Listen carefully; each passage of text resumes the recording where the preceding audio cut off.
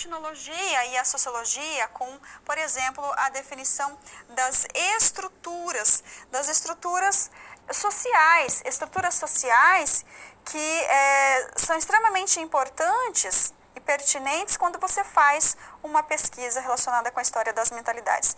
E a demografia, que faz uma análise estatística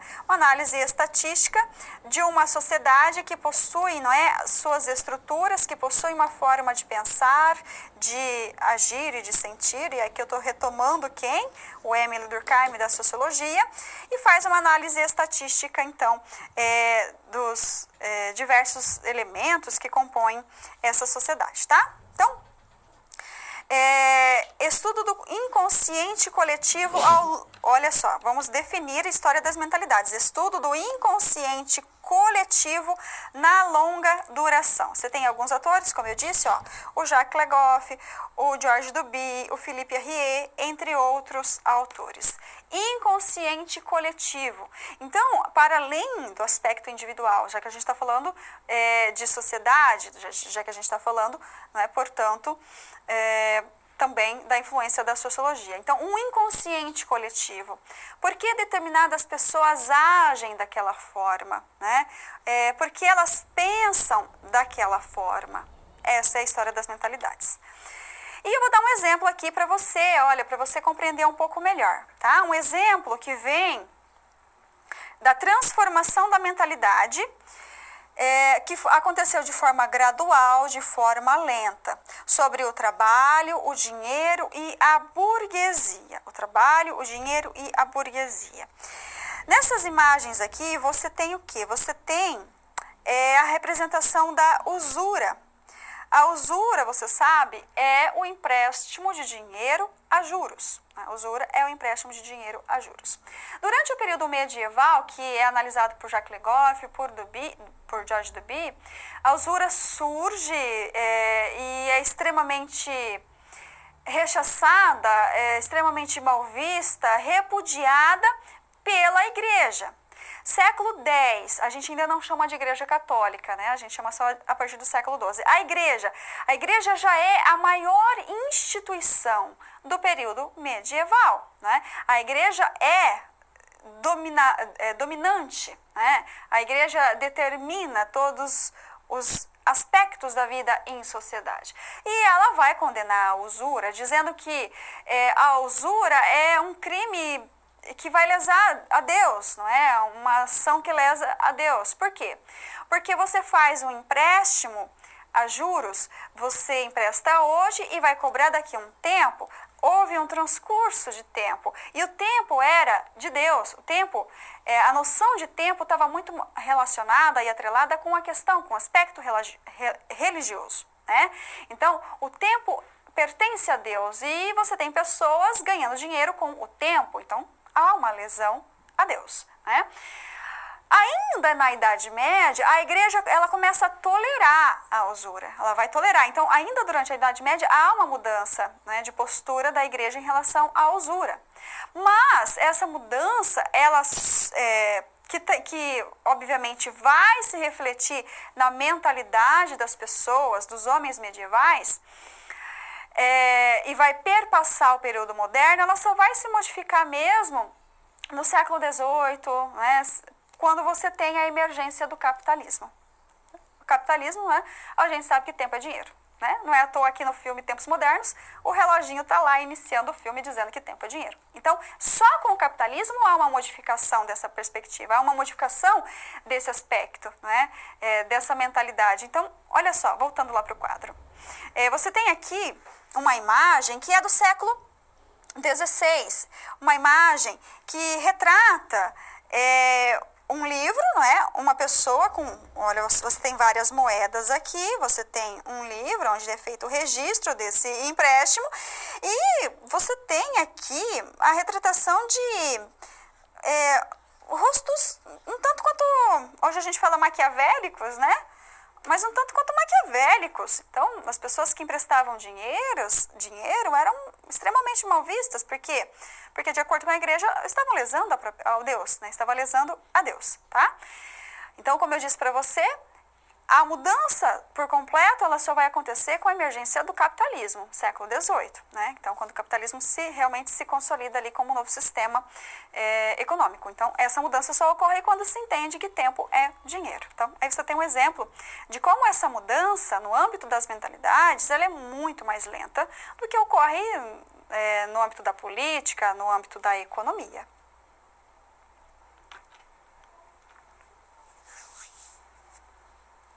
Microhistória. Esse tema é extremamente interessante e gostoso de trabalhar. Microhistória. O que é a microhistória, professora?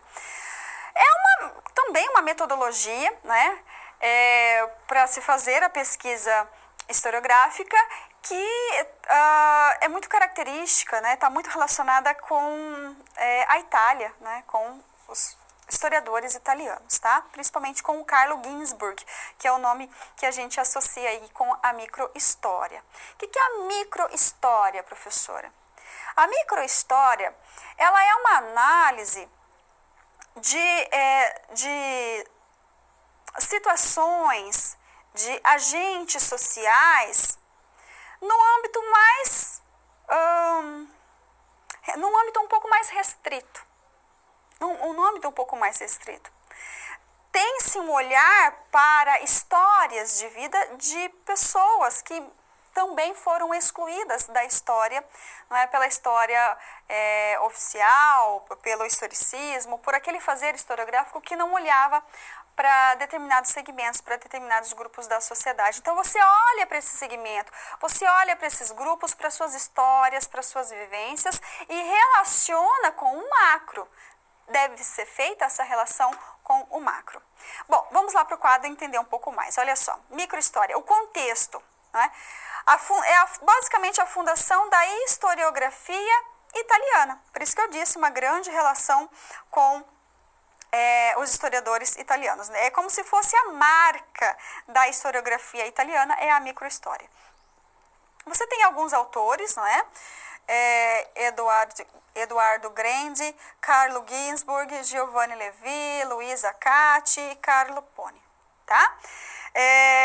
A gente conhece, como eu disse, principalmente pelo Carlo Ginzburg, que escreveu uma obra chamada O Queijo e os Vermes. Nessa obra, que é uma obra, portanto, de microhistória, ele analisa, não é, uma história de vida de uma pessoa, de um muleiro, que foi condenado, não é, pela Inquisição.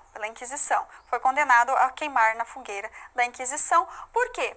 Porque contrariava o que a igreja dizia naquele contexto, tá? A gente sabe que a Inquisição foi uma verdadeira caça aos hereges, e herege era todo aquele que era contrário, não é, aos dogmas da igreja, agora já podendo ser chamada de Igreja Católica. Então, olha só, o Carlo Ginzburg, ele fez, que nasceu em 1939, ele fez uma redução de escala, micro e macro, tá? Micro e macro. Então, você tem a macrohistória, quando a gente fala sempre numa perspectiva um pouco mais ampla, mais genérica, né? Você vai falar, por exemplo, da história do Brasil na década entre 45 e 64, por exemplo, né? O período ali, um período democrático. Você está falando num contexto mais amplo, você vai dar características gerais da sociedade. Você sempre precisa fazer um recorte, é claro, a gente sabe que precisa fazer um recorte, mas você vai trabalhar numa perspectiva macro. Quando você pega histórias particulares de indivíduos, de grupos, de pequenas sociedades, né, de pequenas localidades, e faz a análise, não é, dessas histórias e relaciona com a macro, você está fazendo a microhistória. Então, uma outra questão importante da microhistória é a chamada circularidade, tá? A circularidade é uma relação existente entre o popular e o erudito. Entre o popular e o erudito. O que é isso, professor? A gente sabe que quando a gente estuda cultura, é feita uma diferenciação entre a cultura popular e a cultura erudita. A cultura erudita das classes, mas classes é um termo marxista, né? Dos mais ricos, dos mais abastados, uma cultura letrada, uma cultura relacionada com as artes e tudo mais. E a cultura popular? A cultura popular, por muito tempo, foi vista como uma cultura chula, uma cultura da ralé, uma cultura inferior, um olhar de superioridade da cultura erudita para com a popular, né? E o que o Carlos Ginzburg faz é propor uma análise de circularidade, que há uma interferência mútua, né, da cultura popular na cultura erudita e vice-versa. Então, essa circularidade que também nos leva, né, a essa compreensão do micro e do macro. E ainda no quadro, olha só, ele fala de um paradigma indiciário e de novas fontes para fazer análise. O que é o paradigma indiciário? Bom, é como se o historiador ele fosse um detetive particular. Você pode associar aí com o Sherlock Holmes, né, com a atuação, né, do personagem literário aí, Sherlock Holmes.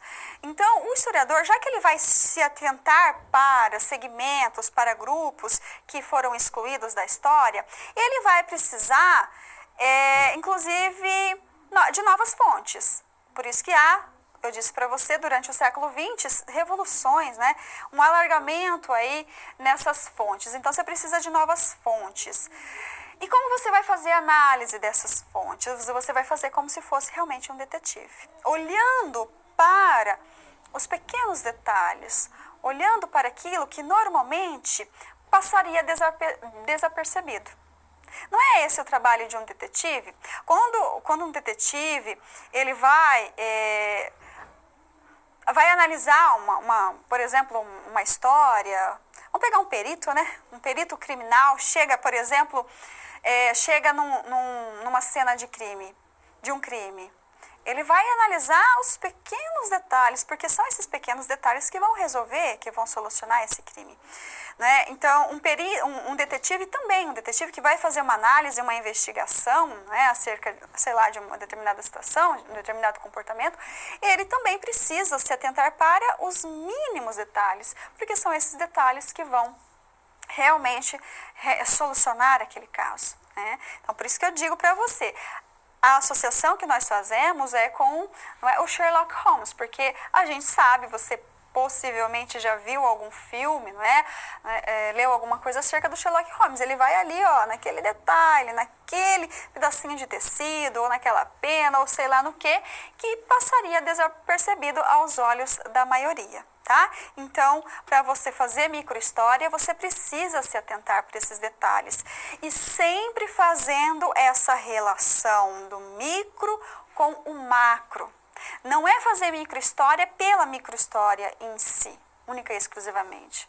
Porque quando Carlo Ginzburg ele faz aquela análise daquele moleiro que lá, na Idade Moderna, no início da Idade Moderna, foi condenado, à morte, a queimar na fogueira da Santa Inquisição, ele relaciona com um contexto mais amplo, que é o contexto da Santa Inquisição, que é o contexto do Estado moderno, que vai se afirmando de um Estado absolutista, mas que ainda mantém uma relação muito estreita com a Igreja Católica. Apesar do rei ter em suas mãos o poder, você tem, obviamente, uma igreja muito forte. É lógico que se eu estou me referindo à Itália, e você vai estudar isso, aí depois também em História Moderna, se eu estou me referindo à Itália, eu preciso alertá-lo que a Itália só se torna um país como nós conhecemos hoje no século XIX. Então, talvez seja equivocado falar em um Estado moderno italiano antes disso. Por quê? Porque existiam várias regiões que eram regiões política e administrativamente autônomas, tá certo? Mas o que eu quero que você entenda é que o Carlos Ginzburg ele fez uma relação dessa história desse moleiro que foi condenado, com a macrohistória, com uma história mais ampla, tá? Então não se esqueça disso em relação à microhistória. História e antropologia. Agora vamos perceber como vão ocorrendo diálogos da história com outras áreas do conhecimento, com outras ciências, no sentido de fazer novamente o resgate da história daquelas pessoas que foram marginalizadas, que foram excluídas durante muito tempo. Tá? Então, história e antropologia mantêm uma relação muito estreita, tanto é que você vai ter, não é, um exemplo que eu vou trazer na sequência do Robert Darnton, que vai se utilizar, inclusive, de algumas categorias, né, da antropologia para fazer pesquisa, para fazer as suas pesquisas, tá?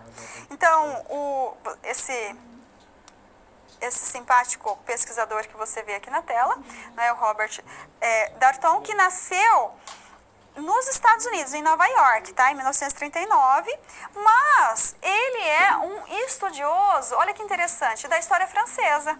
Então, ele é norte-americano, estadunidense, né?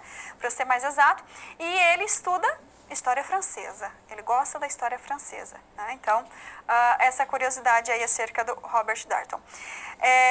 E ele, então, portanto, vai escrever diversas obras, uma delas que é extremamente interessante é o Massacre dos Gatos e outros contos, né? E outras histórias. Então, e aí eu vou dar um exemplo aqui na sequência que não é relacionado com o episódio do Massacre dos Gatos, mas é um primeiro texto que está presente nesse livro, tá? Mas vamos lá primeiro conhecer algumas categorias. Então, olha só, ele estuda a cultura como construtora da sociedade, porque assim, quem faz análise da cultura é a antropologia, né? A gente chama, é uma área específica até, a antropologia cultural. Então, a antropologia, ela centra suas atenções também, né, na cultura, na análise da cultura. E a cultura vai ser construtora da sociedade, né? O Robert Darnton toma, portanto, emprestado uma categoria da antropologia, da forma como, não é, os antropólogos se utilizam, principalmente o Clifford Geertz, que é, então, inspiração para o Robert Darnton, e vai fazer, então, essa análise a partir da cultura. A cultura como construtora da sociedade. Além disso, olha só, vamos lá para o quadro, você tem a chamada textualização da cultura. O que é a textualização da cultura? Então, tomando também, né, emprestado de Clifford Geertz essa ideia, né, ele diz que as ações humanas, elas são como um texto. As ações humanas são como um texto. E você sabe que todo texto precisa passar por uma interpretação, para que haja o quê? Uma decodificação daquela mensagem que foi codificada pelo emissor, né? Pelo escritor daquele texto.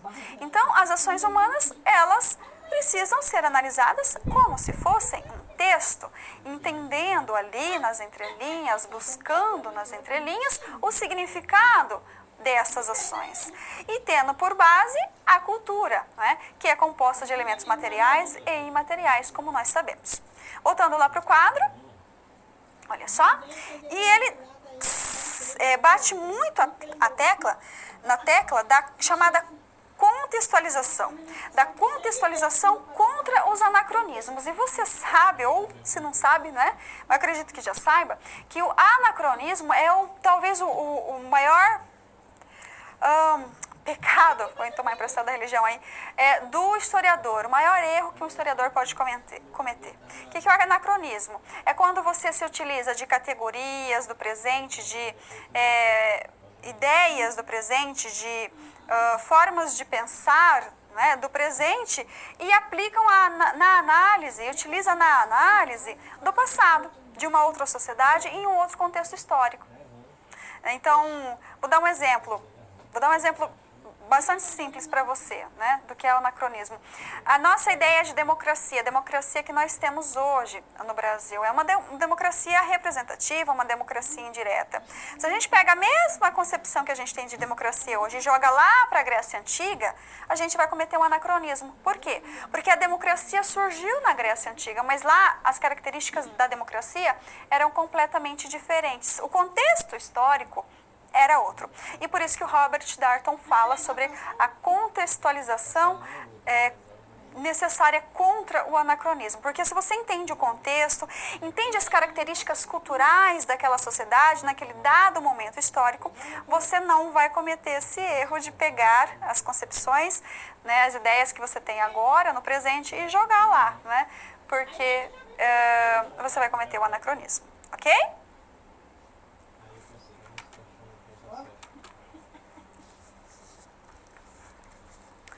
situação, problema, microhistória da mulher. Microhistória da mulher. Bom, e você já sabe o que é microhistória, sabe que surgiu lá na Itália, né, que é a marca da historiografia italiana e que vai centrar a atenção em personagens, em grupos, em pequenas sociedades que geralmente passariam desapercebidos porque foram excluídos da história, certo? E a gente sabe que as mulheres se constituem, né, em um grupo, em um grande segmento da população, mas que historicamente ficou à margem da sociedade e também, né, estando à margem da sociedade, esteve à margem da história contada, da história escrita. Mas isso tem mudado. Vamos lá para o quadro conhecer, olha só. Ainda que dentro de um contexto sociocultural limitador, de que modo estimular seus alunos a se reconhecerem como parte do processo social, como agentes históricos ativos, né? Então, o nosso ambiente sociocultural pode ser limitador, mas é preciso, enquanto um professor, um educador, fazer com que o aluno se desperte, né? Desperte aí a sua consciência histórica, para usar um outro conceito, para o seu papel, para a importância, né, das suas ações em sociedade, para ele se ver, se enxergar como um sujeito ativo, que as suas ações importam e têm relevância, portanto, né, na história. E a gente pode fazer isso, aplicando a história das mulheres, pegando um exemplo aqui, da Chiquinha Gonzaga. Chiquinha Gonzaga, que viveu, né, de 1847 a 1935. E a Chiquinha Gonzaga, ela casou muito cedo, né? Ela era filha de um marechal e de uma ex-escrava, nasceu no Rio de Janeiro e se casou contra sua vontade aos 16 anos. Ela foi educada musicalmente desde cedo e pela mãe, ela era uma compositora que tinha paixão pelo piano. Mas o seu marido a proibiu de continuar tocando. O que a Chiquinha fez? Largou o marido e ingressou no meio musical do Rio de Janeiro, tornando-se aí uma compositora e maestrina, tá? Então, ela tem inúmeras peças, né? 77 peças teatrais, inúmeras composições, e é uma grande mulher, e é um exemplo, né, de mulher, de protagonista da sua própria história, né? Se largou do marido num contexto histórico em que não existia o divórcio. A lei do divórcio no Brasil é do final da década de 70, tá? 1978, só a partir daí que você tem a lei do divórcio no Brasil, tá? Então, veja como que você pode, a partir de um exemplo, né, desse exemplo, demonstrar que as histórias individuais importam, que todos somos protagonistas e contribuímos de alguma forma para as características e para as modificações históricas. Então, resolvendo essa situação, olha só, a microhistória das mulheres é realmente a valorização dos marginalizados. Nesse caso, pegamos o exemplo de uma mulher em específico, mas a ideia é a valorização da mulher. A gente tem que lembrar também da história das mulheres, né? A valorização da mulher, a emancipação da mulher a partir dessas histórias que são contadas e que individuais e que precisam ser relacionadas com o macro. Então, olha só, voltando lá para o quadro, essa relação entre micro e macro é fundamental, ok? Então, você vai relacionar essas histórias de grupos, de segmentos, de indivíduos que historicamente foram excluídos, marginalizados. Precisa relacionar essas histórias com a história macro, né? Com a história do país, com uma história também mundial. E por fim, olha só, conflitos culturais, né? Você tem aqui, realmente, no caso da Chiquinha Gonzaga, um conflito muito grande, né? Você tem uma mulher cultural, você tem uma mulher que no início, que na virada, não é? No início do século XX, se separa do marido para poder seguir ali a sua paixão pela música, pelas artes, enfim, né? Então, esses conflitos também são objeto de análise, objeto de estudo da microhistória, e aí, como eu disse novamente, fazendo sempre essa relação com o macro. Ave Maria. Interação. Quando trata de questões culturais e de microanálise, quais cuidados o historiador deve considerar? Eu vou deixar aqui um tempo para você já e eu volto para a gente responder.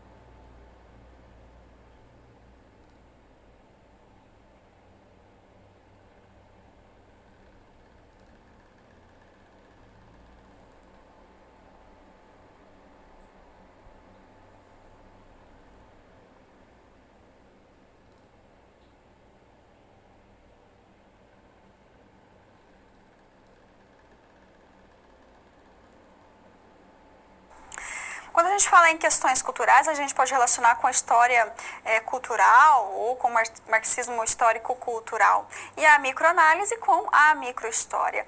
Ambos representam se apresenta como uma alternativa extremamente importante, né, ao tipo de pesquisa que era feita anteriormente, ao historicismo, né, que era feito anteriormente, até mesmo o materialismo histórico dialético puro, que centrava suas análises apenas no aspecto material. Quais são os tipos de cuidado que se deve ter ao fazer principalmente uma microanálise com questões culturais, né? Você precisa tomar cuidado, né, de não... Nossa, agora ficou difícil a frase, né? Mas enfim, você precisa tomar o cuidado de relacionar com um contexto mais amplo. Sempre relacionar com o contexto mais amplo. Caso contrário, as narrativas históricas vão ficar enmesmadas, né? Elas vão ficar talvez sem sentido, né? Talvez sem sentido. Então, essa relação que deve ser feita sempre com o contexto mais amplo, com o contexto aí global. A ideia de sair do particular para o global. Vamos recapitular o que nós vimos na aula de hoje. Vamos lá, falamos sobre materialismo histórico-cultural, que vai, a partir dos historiadores da New Left, fazer uma grande transformação, né?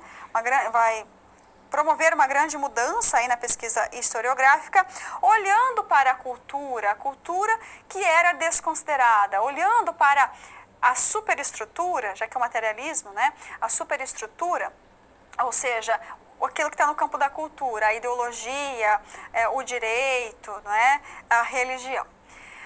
Falamos também na aula de hoje sobre a história das mulheres, né, já que estamos falando, e né, na história repensada, na história dos excluídos. E, historicamente, as mulheres foram excluídas tanto da história vivida, né, quanto da história contada. E isso tem se modificado, principalmente a partir da segunda metade do século XX, quando você tem, não é, por conta do feminismo, das conquistas do movimento feminista, as mulheres ingressando nas universidades e fazendo pesquisa historiográfica e retomando, né, histórias de outras mulheres em outros grandes contextos. Falamos sobre a história das mentalidades, que tem relação com a terceira geração da escola dos análises. Entendemos que a história das mentalidades tem ali contribuições da psicologia, tem contribuições da sociologia e da demografia, porque centra na análise, não é, das estruturas sociais que tem relação com um consciente coletivo. Né, que tem relação com o consciente coletivo. E eu te disse que no campo das mentalidades as transformações são muito mais lentas do que em outros campos, né, em outras áreas. Falamos sobre a microhistória, falei para você acerca do Carlo Ginzburg, né, sobre como a partir da microhistória, a partir da história de indivíduos, de grupos, de pequenas sociedades que foram relegadas, não é, aí a segundo plano, que ficaram excluídas por muito tempo, é possível você fazer uma pesquisa extremamente interessante, importante, mas sempre relacionando com, não é, o contexto macro, micro e macro. E finalizamos, né, como bloco de conteúdo, falando da história e da antropologia. Eu trouxe para você aqui o Robert Darnton, que se utiliza, não é, da cultura como se fosse realmente aí o motor da humanidade, utilizando-se conceitos de um antropólogo importantíssimo, que é o Clifford Geertz, e trazendo aí, né, contribuições extremamente interessantes para a pesquisa historiográfica. Eu disse que eu ia mencionar um trabalho do Darnton, presente na obra, não é, ali, O Massacre dos Gatos. É o primeiro conto, a primeira parte da obra, que ele trata das histórias que hoje nós chamamos de histórias infantis, mas eram contos, né, como, por exemplo, do Chapeuzinho Vermelho. E como que essas histórias passaram por transformações, porque foram feitas modificações extremamente importantes para infantilizar essas histórias. Só que essas histórias, elas eram muito pesadas, elas eram muito...